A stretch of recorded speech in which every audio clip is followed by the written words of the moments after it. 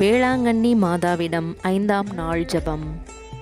களங்கமற்ற ஆரோக்கிய கன்னிகையே, இறைவனின் கொடைகளை பெற்றுத்தரும் பேருபகாரியே வாழ்க. புனித எலிசபெத் அம்மாள் வீட்டில் நீர் தங்கியிருந்தபோது அவ்வீட்டாருக்கும் ஸ்நாபக அருளப்பருக்கும் எத்தனையோ நன்மைகள் கிடைக்கச் செய்தீர்.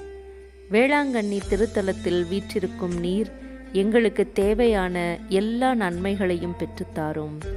உமது தயவால் இத்திருத்தலத்தில் பார்வை பெற்றோரும், செவியின் நலம் பெற்றோரும், ஆரோக்கியம் அடைந்தோரும், பாவ வழி விட்டு மனம் திரும்பினோரும், ஆறுதல் அடைந்தோரும் எத்தனையோ பேர்.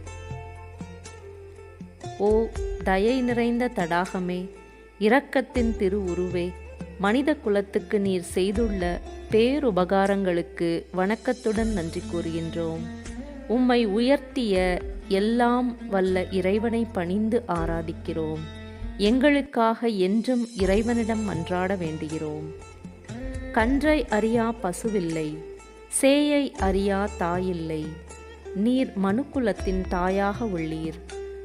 மக்களாகிய எங்கள் அனைவரையும் அன்பு கரங்களில் வைத்து காத்தருளும்.